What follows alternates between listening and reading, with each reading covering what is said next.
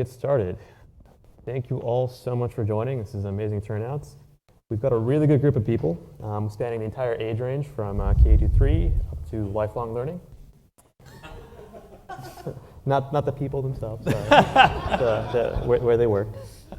And so what I want to do is just get started with the obvious question that comes up in every single one of these panels, which is, we know automation is going to spread. We know that's going to change things about jobs. And so what does that mean for education?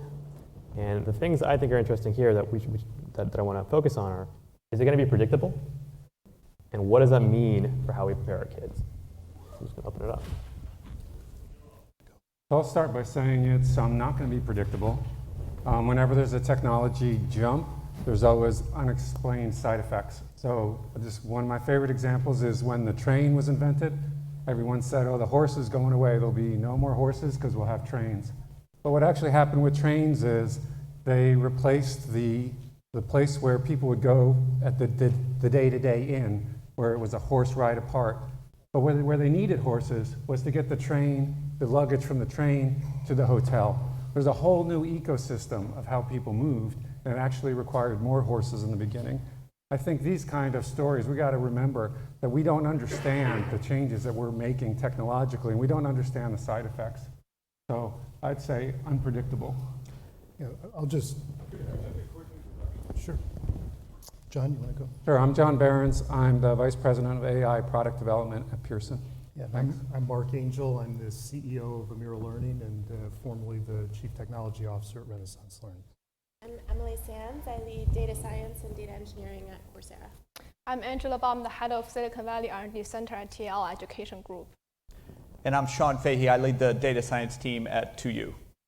Yeah, so my comment on what John said is that anytime you go through a sea change, there's going to be massive unexpected consequences. On the other side, we've been through 40 years now of seeing the impact of automation on employment and on human labor. And what we know is the obvious, that with each increment of automation, the bar rises in terms of what people are left to do. And AI is going to make a tremendous jump in that respect. So what we know almost for certain is that as AI enters the world in more and more profound ways, that the things that will be left to people will require more of those special skills that are unique to people around emotional capacity, EQ, around creativity, around being able to make logical connections between disparate sources of knowledge, and about being able to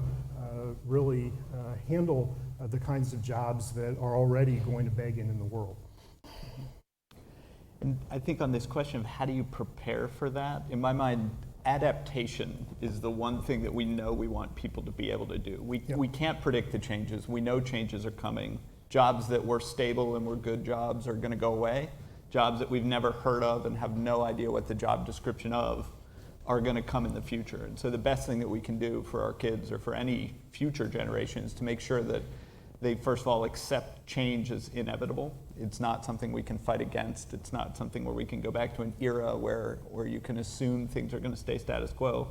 And then the more we can invest in truly fundamental education and get people used to the idea of lifelong learning, as the lunch speakers talked about, the idea of one and done, that you're going to somehow finish a bachelor's or master's in your 20s and then be done with learning for your life, that era is done. You got to get used to the idea that we're all going to be going back to school frequently of different types, whether it's a course, a degree, a certificate. We're going to be continuously relearning in order to be ready for those jobs. So when I think about AI coming to education, I always think that the nature of the job of teaching has always been changing with or without AI. Today we're already learning so many things from sources that are teacherless. And also our request to personalize and make things precise for everything also requires more than teachers would traditionally do in the classroom. So I'll give one example. It's not like unpredictable, but if you know how to cope with technology, a lot of things we can harness that in direction. Like in an English classroom in China, if you have like 20 or 25 kids, which is about the average class group in China, if you have 20 kids all pronounce apple, it's impossible for a human teacher to tell, oh, which kid is not pronouncing I in apple correctly. But with a very simple technology, a very simple piece of machine learning embedded in the clicker, the AI can do the pronunciation recognition job for the teachers, and teacher will train them to learn how to use this technology in the classrooms. But I don't personally see that happening in here, so I think it's something more interesting, more thought-provoking than unpredictable. It's what we unseen is happening actually otherwise. Yeah. So what I heard there was one way that AI will transform education is it changes what we need to teach our students. A little loud here. Another way that, what I also just heard, that it'll transform it is who's doing the teaching? Is AI's job to help the teacher teach? Or is it to teach for them? Or is it going to be a mix of them? And that's sort of essentially what you're getting at a little bit there, Angela, but we'd love to elaborate on that. Yeah. So we think about this in a very pragmatic manners, right? So AI, we see more as tools and the solutions that leave the burdens of the teachers in their teaching functions. The average teacher-student ratio in China is about 17, but learning science theory informs us that our working memory can hold about 5 to 7 objects at the same time. You cannot really think or process more information blocks than that. But in a class with 20 students, how do you do that? Especially right now when kids need more personal attention in math coaching, English pronunciation, we have this simple technology to help teachers to do the function so that teachers can, their time can be freed up to focus on more complex skills like collaborative problem solving, like telling narratives about actual characters, to help help students to visualize information. Those more complex skills that cannot be easily displaced by AI in the future. So that's how I personally say this, AI helping teachers, facilitating them to be a better teacher at this time. Yeah, so the space that has the longest and deepest experience with AI is manufacturing, and they've evolved towards the concept of a cobot. Basically the notion that smart technology needs to coexist with the human and the people on the factory floor. And if the model in a relatively simple environment like the factory works best with a collaborative approach, how much more for the classroom with all its complexities? Absolutely.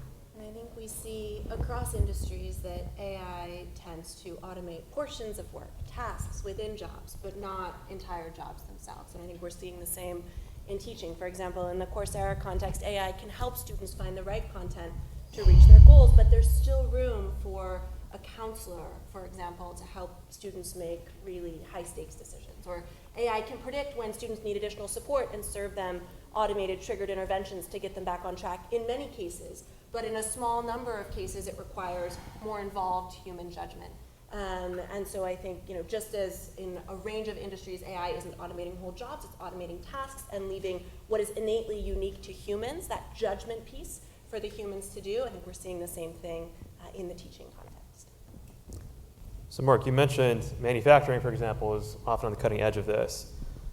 Do you think education is behind the curve when it comes to transformation through AI, and why? Yeah, I don't think there's any doubt that education behind that can't be a controversial position. I think there's probably a good, a bad, and an ugly reason why that's true. The good reason is that educators are naturally hesitant to treat students as experiments. And it's a heck of a lot easier to roll the dice in some other verticals and some other spaces. And rightly, we need a lot of proof points before we're willing to put technology and programs in front of kids. I think the bad reason that we're behind in AI is that up until very recently, the kind of compelling applications that are really game-changing, driven by AI, haven't existed. You go to Wall Street, and if AI can make better trades, well, it's sure going to get onto the trading floor in a nanosecond. And we haven't yet seen those kinds of killer apps until recently. The ugly reason is that we lack the infrastructure.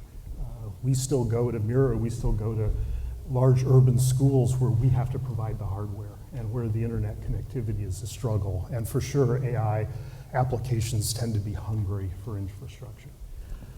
I think there is a fun counter argument here, though, which is that most of the AI that has been generated, whether it's algorithms that are now out in Python or R packages or companies that are here today, have their basis usually in some research lab, in some PhD study. So on one hand, the foundations of AI globally are in fact anchored in education, which is why your answer is right on and so ironic. That when I was for a while working at Johns Hopkins leading the data efforts there, I would be walking to one building and seeing haptic feedback where they were getting expert surgeons to record activities and then use it as a training simulation so that you could help new surgeons understand how to do suturing.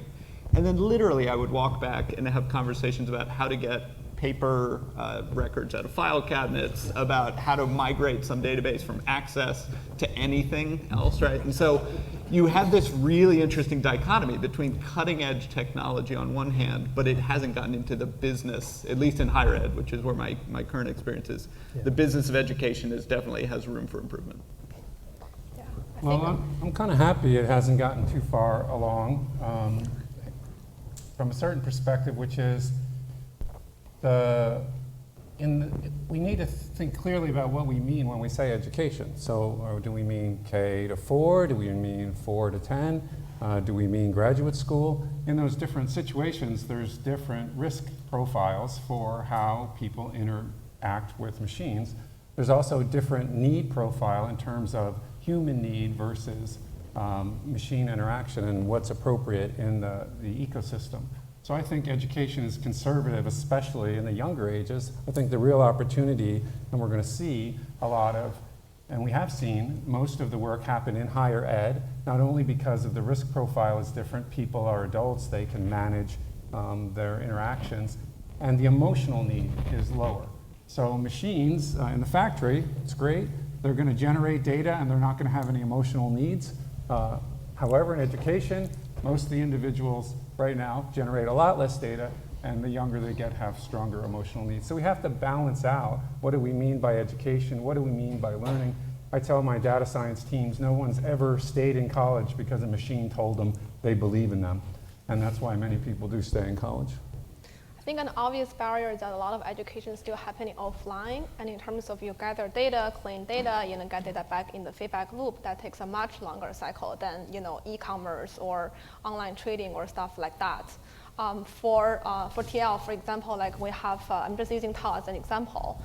We have over 11,000 physical classrooms in China, and all of them were pretty traditional classrooms, or we didn't have like smart sensors and stuff. And how do you gather the data from the process of class? There's no way for you to do that, and you cannot really like swipe right, swipe left at the end of the class to say, oh, this is a good class or a bad class. You have to go through evaluation programs with the students, the teachers, and the stuff. But right now we started deploying smart sensors, of course, with the local principals and parents' permission, to digitize the process of the classes. Like how many times the students have interacted with the teachers, how many times they have raised their hands, how many times they have answered a question, stuff like that. So to get into this black box of brick and mortar classroom a little bit as a starting point, but that takes much longer time than if you are a digital native business. So going off what you just said, it seems often that progress and privacy and kind of controls around data often are at odds with each other. And it seems like this may be true in education. Does it have to be? Are there regional differences potentially in that as well? And what does that mean? I don't think they have to be at odds. I mean, at core, privacy protection has to be about transparency and trust. We have to tell users, this is what we're collecting, this is why we're collecting it, this is how we're going to use it. So that's the transparency part. And then the trust is you have to do that. And I think we've seen examples, for example, in the medical sphere, where we've had decades of great research with very, very sensitive data, but it's because there's a very clear understanding between those who are providing the data and the researchers who are using it about the ethical uses of data and who should benefit from that. So I don't think they have to coexist, even though that's certainly the current dialogue in the country. Yeah, I completely agree, and your comparison to the medical world is right on point, in that the starting point for a dynamic around privacy that's sensible is a better agreement between the owners of data and the users of data than we have today in education. I think we often veer between oversensitivity, the kind of nightmarish fears that paralyze people from wanting to share data, to naivete on the other side, where people commit to sharing data without the proper controls and imposition on the part of vendors or data science teams that are using it. But we shouldn't ignore the fact that there's some unsolved problems within the data science pipeline. We see this all the time, and there's only 3 ways you can really make data private. You can obfuscate it, you can generalize it, you can randomize it, and all those things have troubles in the context of really working with educational data effectively. So I know at Amira we're very hungry to get better tools and better solutions in this regard than we've got today. I'll probably offer some thoughts from outside America, because I'm the only one here, not originally from here. Again, I mean, a lot of Chinese parents, they see AI or the benefits of technology for their kids in a very pragmatic manner. Like if you ask parents from the low-cost geographies in China if they mind sharing their kids' process, speech or whatever data to the company in exchange for better English coaching, the parents will say yes. And then if you ask if you worry about privacy and stuff, it's like asking hungry people if you care why rice doesn't have enough fiber. Yeah. So along the same lines, another thing that often helps speed up the development of AI is having that centralization of data. And whenever you're talking about centralization, there's always concern that that leads to kind of either too much in one place or essentially a small number of winners in the space. Is that something that we should be concerned about here? And might there be differences across, higher ed, K-12, foreign, domestic, et cetera? Like, is that something we should be concerned about? So in the context of higher ed, I don't think we'll see centralization of particular big winners that are educational institutions in the near term. And I think there are probably 2 reasons for that. The first is that learners value different types of higher education. There are geographic preferences, there are language preferences, there are brand or domain preferences that means that there's actually demand for heterogeneity in the market. But the second reason, which I think is probably more important, is that people get education for 2 reasons. One is to develop skills or human capital, but the second is to develop a signal, to be able to credibly signal those skills in the labor market. And there's an inherent tension between technology's potential to scale up human capital development with the need to keep it exclusive and highly selective so that they can retain the signal. And so I don't think we're going to see, at least in higher ed, a lot of centralization of individual institutions, or therefore centralization of data at individual institutions. Where I do think we might see centralization is in a couple of platforms. So to the extent that platforms, Coursera may be one, 2U may be another, are able to bring together different educational providers, let those providers still have a selective signal, but across a wide range of providers serve a wide range of learners. I think that'll be the data that'll unlock new AI applications. That'll be the place where data can be centralized, and it's sort of in the platform model where we've seen a lot of the innovations in AI outside of the education sector. So I'd be excited to see the same thing for the educational context. And I think building on that, the idea of not only being able to have these larger sets that you could study, but also retain the point that a university, if they choose to contribute and participate in one of these consortia, can actually gain benefit from understanding, here is my data, but now I have a broader understanding of the context that that data is in. So the Research One universities in the US, the AAU, they've had different forms of data sharing for a long time, but usually it's been at sort of survey and people speed. And I think the opportunities to have new standards, new data exchange mechanisms so that we can actually, hopefully, to your point, and this is, I will say admittedly, the optimistic view of it, is to figure out, can we get the benefit of scale while still maintaining universities and students being able to maintain control over their own data? Yeah, and if you look at every other part of the world, the ability to aggregate data has led inexorably to centralization and to a relatively small number of platforms becoming dominant. There are incredible barriers that have built up over decades in both higher ed and K-12 that you can see as potentially mitigating that effect, but in a world where 60% of the doctorate level data scientists work for 4 companies, there's also some good reasons to believe that we're going to see a lot more centralization as the power of data becomes more central to education. I would echo that, in the K-12 after-school learning market especially, which is huge in Asia, because the open data sets about K-12 students, their signals whatsoever are so limited, chances are that those data will be created from within the walls of our own classrooms. And also same for other large companies in India and also in China, and then we'll harness the benefits of data firsthand to do the AI training and stuff like that, from within. But there's one scenario that if the larger companies would open source their data sets or models or other APIs in the sense of building an educational version of AWS, then the smaller companies can probably build off their own tools from the larger companies' open data sets and also models. So in that sense, larger company will be setting the industry standards and the frameworks. But I suspect the data powerhouse will still be lying with the larger ones in the K-12 space. So we spent most of the time so far really talking about some of the challenges of getting AI to where we want it to be in education. I'm going to get to a little bit more optimistic part after this next question. And for the next question, I'm going to go in totally opposite direction still of, are there areas where AI can actually directly harm education? And where I'm going with this is we're kind of in this era of increasing misinformation.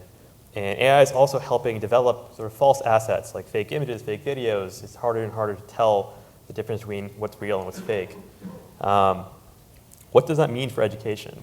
Might we see fake students, for example? Just kind of want to hear some thoughts on that topic. So I think, are we going to see fakes? Absolutely, right? They exist today. They exist whether it's students, whether it's videos, whether it's audio, whether it's images. They're good and they're getting better, right? So I think on the pragmatic side, anybody who is in the business of accrediting that a learner has learned something has an obligation to make sure that the learner that they're accrediting really was that person. So what I hope, though, and again, to spin back towards optimism, even with AI being able to generate these things, I think education writ large is really the way that we save ourselves from it. We need to teach people to be critical thinkers. You don't need a highly trained AI to generate a fake video to throw off large parts of the country, right? We have a measles outbreak right now that's a result of ignorance, of misinterpreting fundamental science, and then propagating that despite all evidence to the contrary, right? So that's not a case where it took AI to cause the problem, but it is something where with proper education, with proper understanding of public health, with proper messaging, we actually can use education to help combat what is an errant signal in the system. Yeah, I think there's probably a really straightforward precedent around this particular issue. If you look in the network security and financial world, software has gotten smarter in terms of the things that hackers deploy and the things that the bad guys deploy. On the flip side, what's been the response to that? Companies have arisen that use AI and smarter technology to combat that negative potential. And the way this is Turnitin, right?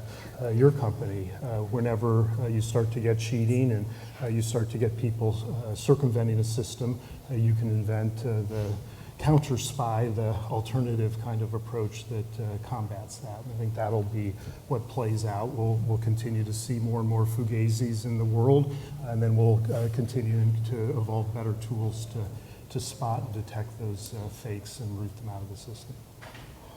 You know, one area where I'm optimistic is if we think about this idea that we often say that the AI will free teachers and students up to do more and more of the things that computers can't do, then those are new kinds of experiences and interactions. So for instance, instead of maybe having a task which is interpret, this poem, which an AI can learn because we have thousands of students interpreting that poem, that's one story. But if we have gained the time to the instructor and to the educational ecosystem to change that task from a blanket, everyone does this, to interpret this poem from the perspective of your life experiences and your family, well, now it's both harder to replicate, but also a richer task and a richer interaction of the kinds of things that we want our students and our teachers to be involved in.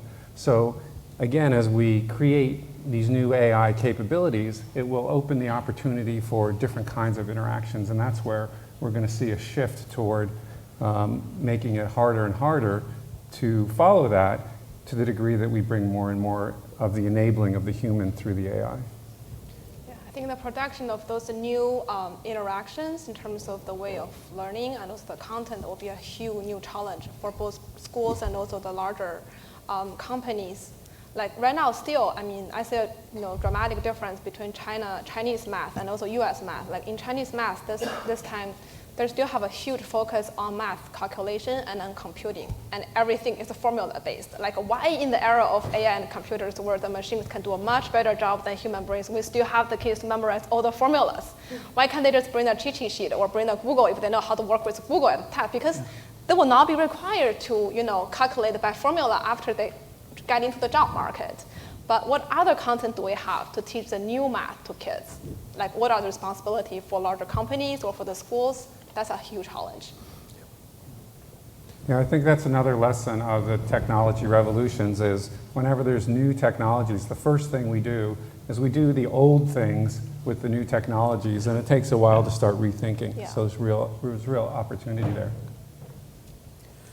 So going back to what you said a little bit earlier, Emily, we've been talking a lot about how we help students learn what they need to learn. But the other piece of it is that signal. How do they prove that they are where they need to be? It'd be great to hear some thoughts on how AI can help provide that signal in a more scalable way, potentially. Yeah, so I think as we think about traditional credentials in the labor market, it's things like where did you go to college, or what companies have you worked at, or who's part of your social network. And those credentials do signal people's productivity in the labor market, but more so in a world where it's kind of learn, do, retire, and the learning that happened at the beginning of life is the strongest signal of how productive you'll be. And in this new world where people need to learn throughout life, we also need new ways to signal that productivity in the labor market. And I think without that, one, the labor market's not going to be particularly efficient. Two, we're going to have serious issues around social mobility. And three, if you sort of step back, people will say, oh, I could learn throughout life, but if I can't signal what I've learned, if I can't be rewarded for what I've learned, why would I bother going out to learn? So actually incentivizing individuals to learn is challenging. And so what can data do? This is early days. I don't have a final solution. I think one approach is to build bottoms-up, skills-based credentials. So on Coursera, for example, we have tens of millions of assessments that are attempted by learners every year. We know a lot about those learners, including what roles they're in, at what companies, and you can actually train models to back out, okay, what skills are being assessed by this question, and at what difficulty level is it assessing that skill? And then looking across millions of learners and tens of millions of assessments, you can start to back out each individual's skill profile in each of a range of skills. And I think so far we primarily worked with our about 2,000 enterprise customers to provide those skill-based signals so that they can reward internal talent for what they know. So, okay, which of my back-end software engineers has strong math foundations and might be well-positioned to transition to machine learning, or help me identify talent among remote workforces. But they're also in pilot starting to use that to identify external talent. So for example, among Coursera's learner base, many of whom do not have standard credentials and would not make it through a recruiter's resume screen, who actually has the skill profile to be successful at my company. And so, that's just one example of a solution. I hope that there are many such solutions, but the basic premise is the traditional credentials aren't sufficient in this new world where people need to be learning throughout life. We need to come up with more skills-based credentials. Skills is the currency of the labor market, both for the efficiency of that market and for social mobility, and to incentivize that lifelong learning. And so I hope many more such solutions start to pop up. And I think employers are hungry enough for talent and recognize that just going off traditional credentials is too expensive, right? When 60% of your PhD data scientists are at 4 companies. And so I do think sort of now's a moment when we can see that shift, but it'll take thought and care. Yeah, look, assessment has to be one of the really core opportunities for AI in education. All the things that are great about people, the fact that they care, the fact that we're variable, the fact that we make a lot of judgments instantaneously. Those are the kiss of death things when it comes to accreditation and certification. AI really has the potential, both in education and other areas, to take direct aim at where bias and decision-making that really isn't powered by data has negative consequences. So I think that maybe for the first time we can get to technology that is smart enough that it's believable enough to the people who make hiring decisions, and therefore the signaling will be good. I think if we ignore education and we just try to solve it within recruiting or within talent development, we're going to end up basically reinforcing the same human biases that already exist. You can train a great AI to figure out which resumes are good resumes based on what recruiters have engaged with it in the past. But if you actually get one level deeper and understand what are the inherent skill profiles of people and what skill profiles are required to be effective in the job, you can start to get out of that vicious cycle of sort of biased AI trained on biased humans. And I think that brings up the importance of, for most of education, the longitudinal data sets. So whether we're at the higher education side producing people in the postgraduate labor markets, or whether there's undergraduate institutions trying to figure out who makes a good graduate student, or whether there's high schoolers trying to figure out who makes for a good college student, finding ways that we can effectively tie data so that we're using real outcomes, so that at each of those levels we're targeting on what is the next outcome, exactly to your point, so that we're not training on a biased sample, or we're not training on our presumption of success, but we're actually using the appropriate goalposts all the way along. Your team can probably track students coming from our K-12 to the US colleges. Yeah, I think this is, and this area of assessment is an interesting area for education, because often people think, well, education, you know, the examples I was giving about K-12 and the high need for emotion and touch, which is certainly true, but there's also a long history in education around educational assessment and around placement and around describing the strengths and weaknesses, knowledge, skills, and attributes of learners. And in that, there's actually, you know, legal precedent around bias and not having bias in educational assessment. Some of the things that just pop up like, oh, bias, and we never thought of that before. Well, some parts of the industry, we've been thinking about it for 100 years, and there's legal precedent, and there's statistical precedent, and there's a lot to be learned from standard practice in some of those areas. I'm going to ask just one last open-ended question, and if we have a couple of minutes at the end for questions from you all, that'd be great. Just for each of you, what are you most excited about, both in your own roles and more broadly, just related to this topic? I'll go first because it's fast. You may have been able to tell because I started speaking very quickly. I'm very excited about creating new bottoms-up skills-based credentials that create more equality of opportunity in the labor market. Equality of access to education is not enough. People actually have to be rewarded for that learning, and I think there's a lot that AI and data science can do in that space. I'm really excited about turning the high quality personal education just like the tap water for people. Whenever you turn on the tap, you can get it. Right now with 5G being piloted, with the hardware sensors becoming so inexpensive, with content we can produce massively from the human teachers to the AI recommendation engines, I think that is really coming up. I'm excited about the idea of new ways to teach in the digital environment. To your point about every technology, the first thing we do is we apply it as we did before. So TV comes out and the first advertisements are people reading radio scripts in front of a camera. I think we're still at that era right now in how we're using the digital medium, and I'm excited to figure out, as we get more simulations, more games, more interactive activities, what new and exciting things we're going to be able to do with education that's very different and very exciting. Yeah, so excited about the potential for AI to finally do something about our equity issues. We've got the same fourth grade NAEP scores today that we had 30 years ago, and what we see is that 2/3 of our children are not proficient readers by the time they're 9 or 10 years old. We have the opportunity, I think, thanks to smarter and smarter technology, to really bring the Bloom effect and the idea that if every kid has a individualized tutor, you get a 2 sigma growth to life with AI. I'm most excited about, kind of along the lines that Seth was saying, I'm most excited about bringing richness back into scale. So in many contexts, what we've done in the last 30 years through technology is to get scale, we've simplified the tasks we have people do. We've sat them down in front of computers and given them multiple choice tests, or we've simplified things on paper and pencil to scale. But with AI, the possibility is that we can give rich interactions, simulations and games, complex work examples, movies and dances, and those can all be scaled through the AI support. So rather than simplifying education so we can scale, AI gives us the possibility, it's my hope and belief, gives us the possibility to scale with richness. Awesome, thank you all. So we have about 5 minutes for questions. If you have, there's one right there. Hi, my name is Marta Hernandez, and I'm actually really excited about what I just heard.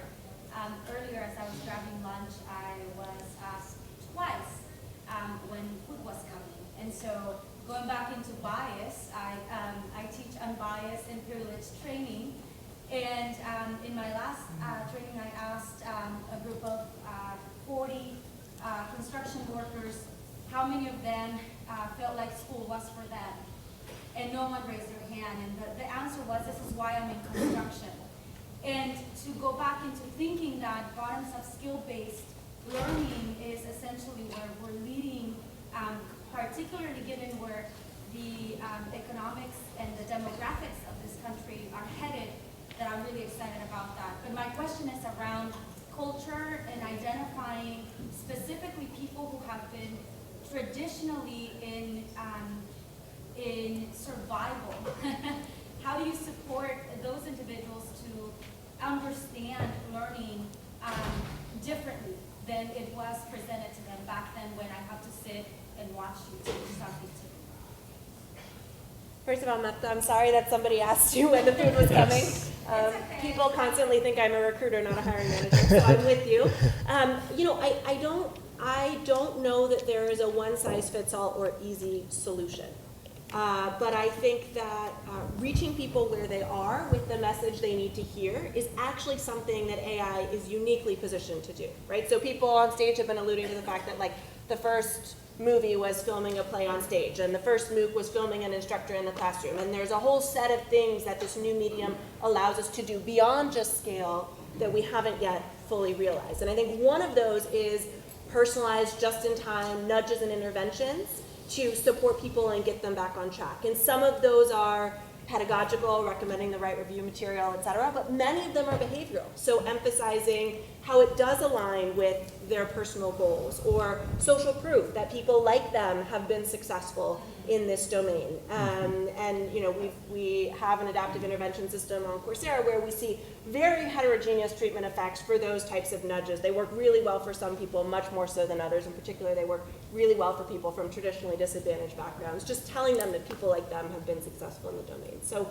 I don't think that there's going to be a single panacea that's going to solve it, but I do think that AI has a potential for us to reach people with the individualized messages that they need, and to learn over time what are the messages that they need. Now, in doing that, we need to be thoughtful. We need to be thoughtful that we're not assuming someone needs social proof just because they're from a disadvantaged background, and there needs to be sort of that explore arm in addition to the exploit arm, so constantly training the models with fresh and unbiased data.